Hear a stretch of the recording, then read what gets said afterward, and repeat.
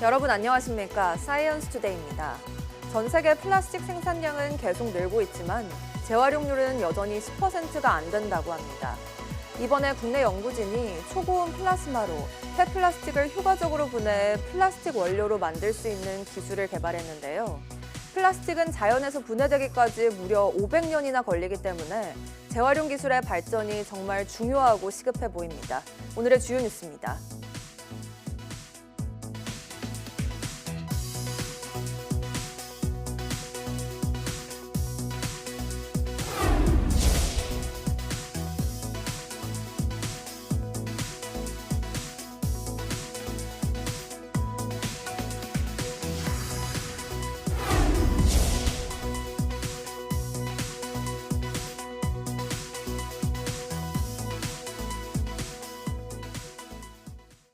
오늘도 서울 낮 기온이 33도까지 오르며 늦더위가 기승을 부리겠고 충청 이남 지방에는 소나기가 내리겠습니다. 기상청은 전국이 대체로 맑다가 오후부터 흐려지겠고 한낮에는 33도 안팎까지 기온이 오르며 대기가 불안정해지겠다고 밝혔습니다. 충청과 남부, 제주도에는 5에서 40mm의 소나기가 오겠고 일부 지역에는 돌풍과 벼락이 동반되겠습니다.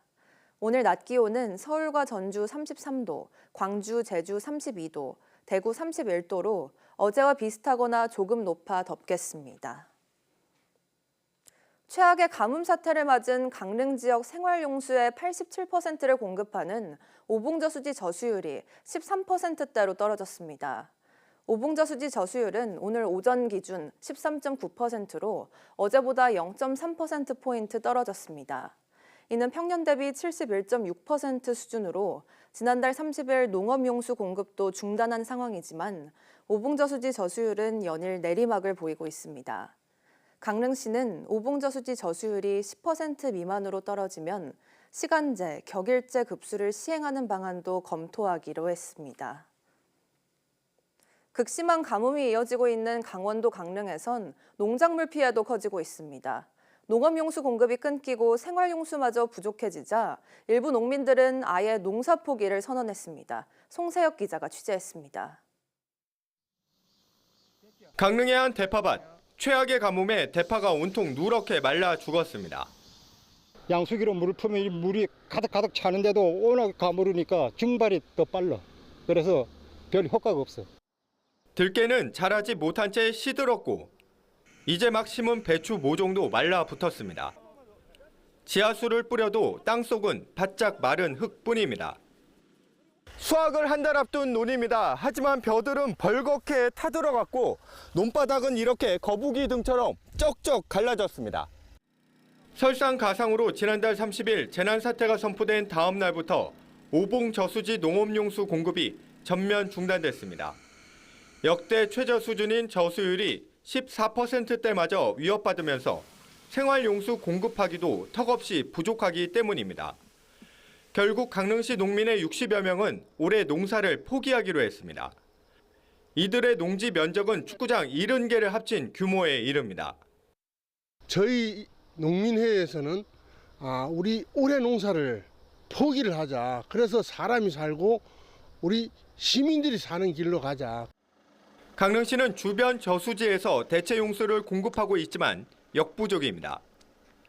재난 사태까지 선포됐지만 농작물 피해 보상도 어려워 보입니다. 재난 사태는 선제적 개념이기 때문에 농사가 안 됐으니 거기에 대한 손실 보상을 하는 건 없습니다. 가뭄이 덮친 들녘을 속수무책으로 바라보는 농민들의 마음은 새까맣게 타들어가고 있습니다. YTN 송세혁입니다. 폐플라스틱은 종류가 다양해 재활용을 위해서는 엄격한 선별과 분류 과정이 필수입니다. 또 기존 열처리 방식으로는 순수한 플라스틱 원료를 얻기가 어려웠는데요.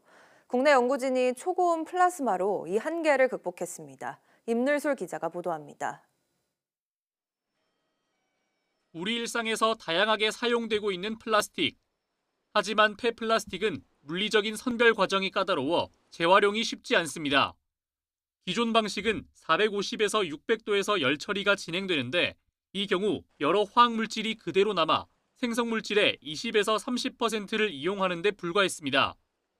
이에 국내 연구팀이 초고온 플라즈마를 이용해 폐플라스틱을 효과적으로 분해하는 기술을 개발했습니다.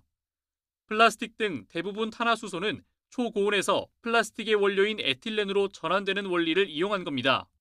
이번 연구는 2000도가 넘는 고온 수소 플라즈마를 활용을 하여 폴리에틸렌, 폴리프로필렌, 폴리스타일렌 등의 혼합된 폐플라스틱으로부터 기초 원료인 에틸렌을 추출하는 세계 최초의 기술을 개발한 것입니다.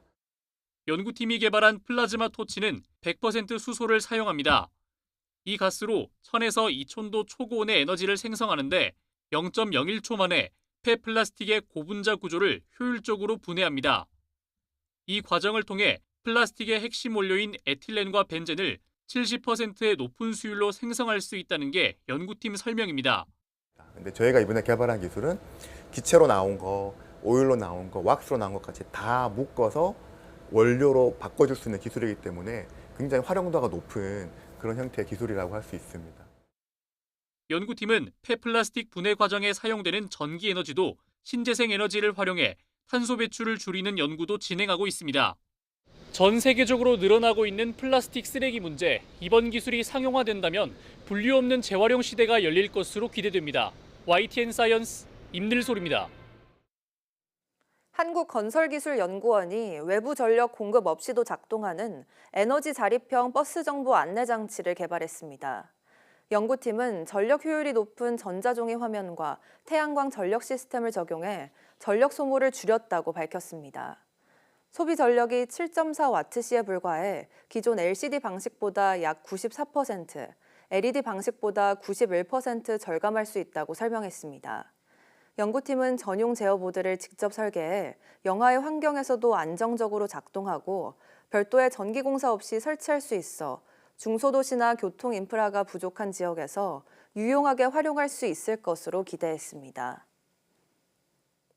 인천국제공항 전체 탑승구에 얼굴인식 출국 서비스인 이른바 스마트패스가 도입됩니다.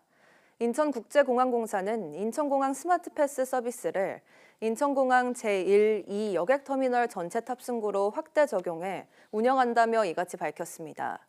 스마트패스는 2023년 7월 도입된 얼굴인식 출국 서비스로 안면 정보를 사전에 등록하면 출국장이나 탑승구 등에서 여권과 탑승권 없이 얼굴 인식만으로 통과할 수 있습니다. 주로 출국장에서만 이용이 가능했는데 일부 항공기 탑승구 지역에서의 시범 운영을 거쳐 제1, 2 여객터미널 전체 탑승구 158개소에 스마트패스 단말기 설치를 끝냈습니다. 최근 아파트에서 배터리 폭발로 추정되는 화재가 잇따라 4명이 숨졌습니다. 비슷한 상황을 가정해 국립소방연구원이 실험했더니 순식간에 폭발이 일어나 스프링클러가 있더라도 피해를 막기는 어려운 것으로 나타났습니다. 이영원 기자입니다. 지난 7월 부산 만덕동 아파트에 불이 나 80대 노모와 50대 아들이 숨졌고 지난달 서울 마포에서도 아파트 화재로 60대 어머니와 20대 아들이 숨졌습니다. 4명의 목숨을 앗아간 화재 원인은 모두 배터리 열폭주로 추정됩니다. 전동 스쿠터에 들어가는 배터리 팩이라고 추정은 됩니다. 2차 점진 거는 맞는 것 같습니다. 국립소방연구원이 배터리 열폭주의 위험성을 직접 실험해봤습니다. 사고가 난 아파트 공간과 비슷한 크기의 컨테이너 안에서 전기 오토바이에 쓰는 대용량 배터리에 열을 가했습니다. 20여 분 만에 가스가 뿜어져 나오자마자 열폭주가 일어나면서 창문이 깨지고 시야 확보가 불가능해졌습니다. 폭발 40초 만에 앞을 분간할 수 없게 된 겁니다. 실내 온도는 폭발 1분 만에 300도를 넘어서 CCTV가 녹아내렸고 마네킹과 벽 곳곳이 까맣게 그을렸습니다. 대피할 수 있는 골든타임이 1분이 채 되지 않는 건데 스프링클러가 작동해도 초기 피해를 막기는 어려웠습니다. 작동되어진다고 해도 바로 불을 끄지는 못합니다. 그 배터리에 관해서는요. 내부로 침투가 안 되기 때문에요.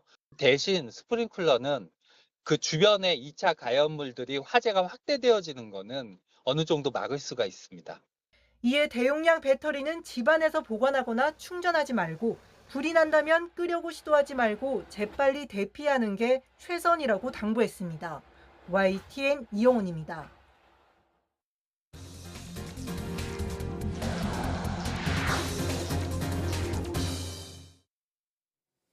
국내 인공지능 정책을 총괄 조정할 국가인공지능전략위원회가 곧 출범할 예정입니다. 과학기술정보통신부는 국가인공지능전략위원회 설치 운영에 관한 규정이 국무회의에서 의결돼 인공지능전략위원회 구성이 본격 추진된다고 밝혔습니다. 위원회는 앞으로 범부처 AI 전략과 정책, 사업을 총괄 조율하며 AI 관련 국가비전, 중장기 전략 수립, AI 관련 정책, 사업의 부처 간 조정 등의 역할을 이행합니다. 국가인공지능전략위원회는 대통령이 위원장으로 기획재정부, 교육부, 과학기술정보통신부 등 정부위원 13명을 포함해 총 50명의 위원으로 구성하며 간사는 대통령실 AI 미래기획 수석 비서관이 맡습니다. KT와 LG U+가 해킹을 당했고 소극적으로 대응했다는 의혹에 대해 과기정통부가 조사에 착수했습니다. 과기정통부는 관련 의혹에 대해 현장 점검과 자료 정밀 분석을 진행 중이라고 밝히고 두 회사의 침해 사고가 확인되면 투명하게 공개하겠다고 밝혔습니다. 앞서 미국에서 해킹 단체가 국내 통신사와 정부기관을 공격했다는 보고서가 공개된 뒤 민관 합동조사 필요성이 제기됐습니다. 국회 과방위원회에서 나온 KT 서버 파기 의혹과 관련해 류재명 과기정통부 2차관은 사실이라면서 해킹 흔적을 없애기 위해 파기했는지 확인이 필요하다고 말했습니다. 롯데카드를 겨냥한 해킹 시도가 지난달 중순 사흘간 이어져 두 차례 내부 정보가 유출된 것으로 파악됐습니다. 롯데카드가 피해 사실을 알아차린 건 보름도 더 지난 시점이었습니다. 금융당국은 만약 카드 정보가 유출돼 부정 사용이 발생하면 전액 보상하는 방안을 마련하도록 조치했습니다. 박기환 기자입니다. 롯데카드가 처음 해킹의 흔적을 확인한 최초 인지 시점은 지난 31일 정오쯤입니다. 다음날 금감원 신고까지 신속하게 마쳤지만 이미 내부 정보가 유출되고 열흘 하고도 일주일 더 지난 시점이었습니다.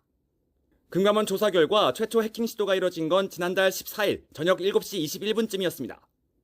이후 정보 유출 시도는 16일까지 사흘간 이어졌고 실제 14일과 15일 하루 한 차례씩 2번 온라인 결제 서버를 경로 삼아 내부 정보 등 파일을 빼내는 데 성공했습니다. 다만 16일 마지막 해킹 시도는 실패했습니다.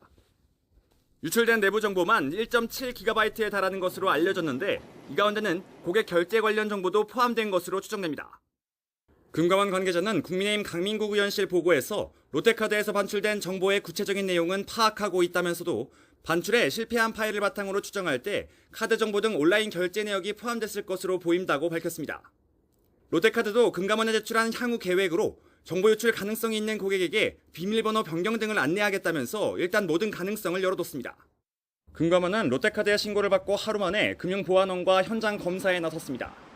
소비자 피해 방지를 최우선으로 두고 사실관계부터 규명하겠다고 밝혔습니다.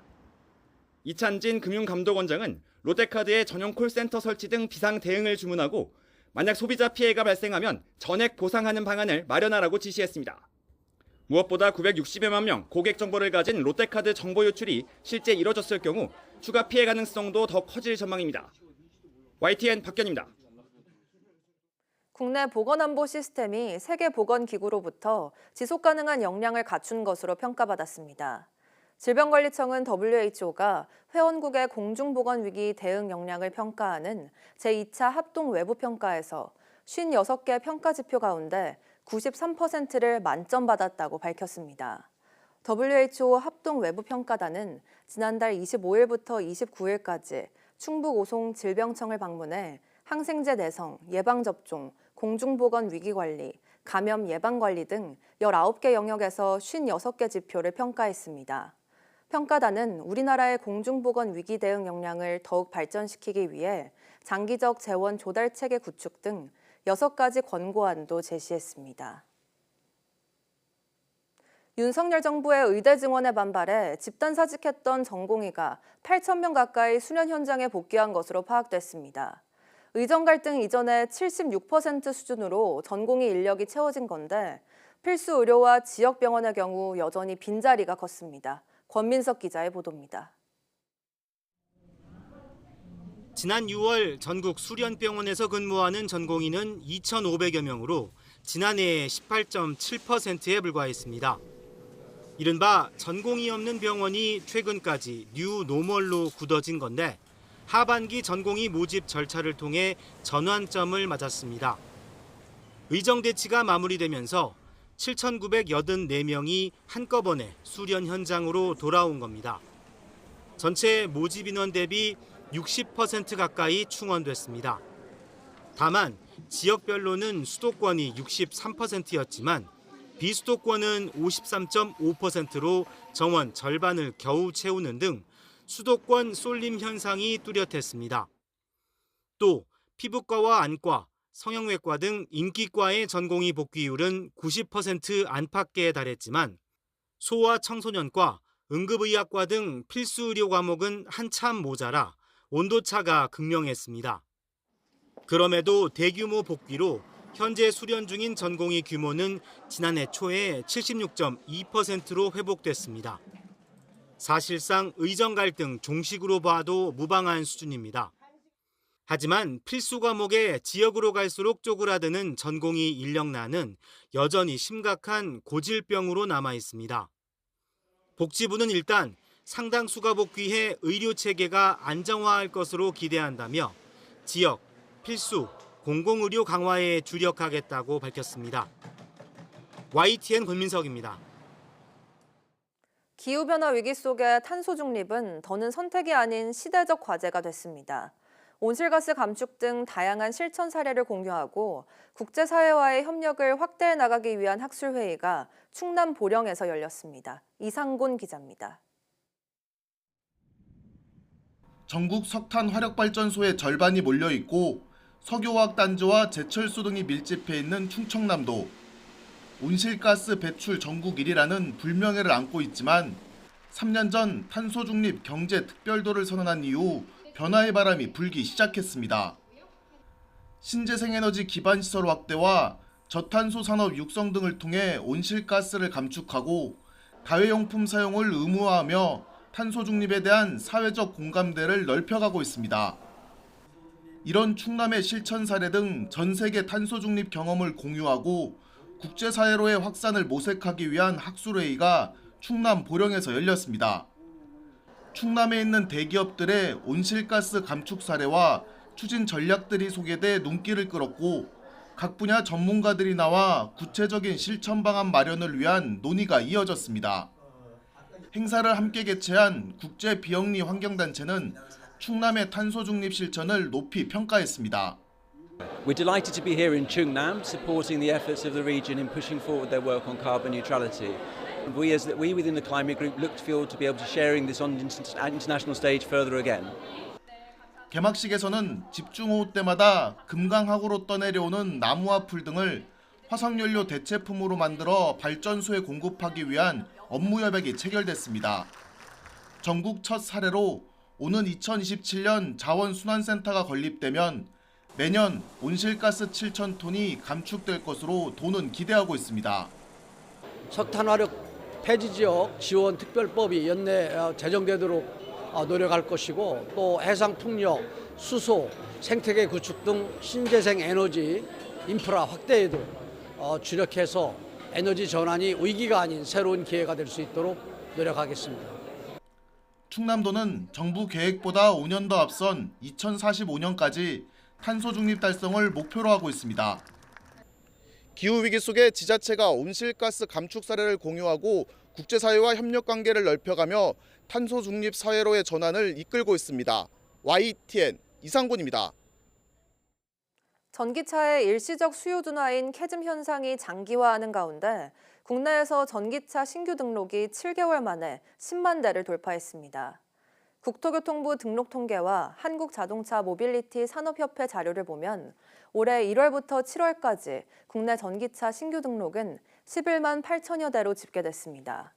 지난해 같은 기간보다 47% 증가한 수치로 자동차 모빌리티 산업협회가 자료를 공개한 지난 2022년 이후 가장 빠른 속도입니다. 이는 현대차와 기아의 새 전기차 모델과 함께 중국 비아디 등 수입 전기차가 국내 시장에 출시된 영향으로 풀이됩니다. 이와 함께 하이브리드차 신규 등록도 역대 가장 빠른 속도로 30만 대를 돌파했습니다. 이재명 대통령이 현지 시각으로 오는 23일 전 세계 정상급 인사들이 모이는 미국 뉴욕 유엔 총회에서 기조연설을 합니다. 트럼프 미국 대통령과 2차 한미 정상회담이 성사될지에도 관심이 쏠립니다. 정인용 기자입니다. 한미 한일 정상회담을 잇따라 치른 이재명 대통령이 이번엔 세계 최대 다자 외교 무대에 섭니다. 3박 6일간의 빠듯한 순방 일정을 마친 지 채 한 달도 안 돼 뉴욕의 유엔 총회장을 찾는 겁니다. 이 대통령은 193개 회원국의 정상급 인사들을 상대로 새 정부의 외교 정책 방향과 비전을 설명할 예정입니다. 국제사회와의 연대를 강화하고 글로벌 책임 강국으로서 대한민국의 위상을 높이는 다양한 외교 활동을 펼칠 계획입니다. 특히 기조연설에는 세계 주요 현안에 대한 입장과 함께 남북관계 개선에 대한 의지가 담길 걸로 보입니다. 북한을 향한 대화도 거듭 촉구할 걸로 예상됩니다. 무엇보다 최대 관심사는 워싱턴에서 뉴욕으로 날아올 트럼프 미국 대통령과의 2차 한미 정상회담 성사 여부입니다. 관세 협상 세부안과 주한 미군 역할 재조정 등 1차 회담에서 정상 간에 매듭짓지 못한 현안이 적지 않기 때문입니다. 김정은 북한 국무위원장과의 만남 모색 등 한반도 평화 구축을 위한 미국의 역할도 거듭 확인할 필요가 있습니다. 전 세계가 인정하는 정말 세계사적인 평화의 메이커로서의 역할을 꼭 해주시기 기대합니다. 여기에 이시바 시게루 일본 총리까지 자리한다면 이 대통령 취임 이후 3국 정상이 처음으로 나란히 서는 장면도 연출될 수 있습니다. 북한과 중국, 러시아가 전승절 행사로 연대를 과시한 만큼 이에 대응한 한미일 협력이 더욱 주목받을 거란 관측이 나옵니다. 이 대통령은 총회 기간 유엔 안보리 의장 자격으로 국제평화 안보와 인공지능을 주제로 공개 토의도 주재합니다. 대한민국 대통령으로선 첫 사례인데 대통령실은 서구 선진국이 주도하던 인공지능 이슈를 우리가 가져가겠다는 의미가 담겼다고 강조했습니다. 이 대통령은 다음 달 경주에선 주최국 정상 자격으로 에이펙 회의 손님들을 맞습니다. 이딴 다자 무대를 통해 국익 중심 실용 외교를 본격적으로 펼칠 거라는 게 대통령실의 설명입니다. YTN 정인용입니다. 정부가 미국의 관세 조치로 피해를 본 기업의 유동성 확보를 위해 무역보험 공급 규모를 역대 최대인 270조 원으로 확대합니다. 정부는 무역보험 지원 강화를 위해 중소 중견기업의 보험 보증료 60% 할인을 올해 12월까지 연장하고 지원 대상도 품목관세에서 관세 적용 모든 품목으로 확대합니다. 또 산업은행은 관세 피해 업종에 대한 저리운영 자금 금리를 0.3%포인트 추가 인하하고 대출 상한을 10배 상향하는 등 13조 6천억 원 규모의 긴급 경영 자금 지원도 강화할 방침입니다. 특히 관세 50%가 매겨진 철강은 핵심 원자재에 대한 긴급 할당 관세를 올해 안에 적용하고 철강과 알루미늄, 파생상품 피해 기업을 대상으로 2차 보전 등 1,700억 원을 지원합니다. 자동차의 경우 해외 수요 감소를 내수 시장 확대로 보전하기 위해 전기차 전환 지원금을 신설해 공공 업무 차량의 조기 교체를 유도할 계획입니다. 정부가 미국의 관세 조치로 피해를 보거나 피해가 예상되는 중소기업에도 추가 자금 공급을 강화합니다. 우선 관세 컨설팅 등을 위해 수출 바우처 지원 규모를 4,200억 원으로 확대하고 피해가 큰 수출 중소기업에는 최대 1억 원 한도의 정부 지원금을 최대 50%까지 확대합니다. 또 수출 물류비 부담을 덜어주기 위해 내년에 105억 원 규모의 바우처를 신설하고 수출 바우처의 국제운송 지원 한도를 3천만 원에서 6천만 원으로 한시 상향할 계획입니다. 아울러 철강, 알루미늄 등 관세 피해 중소기업에 대한 정책자금 지원을 확대하기 위해 현재 자본 200억 원 또는 자산 700억 원인 우량기업 기준을 완화합니다.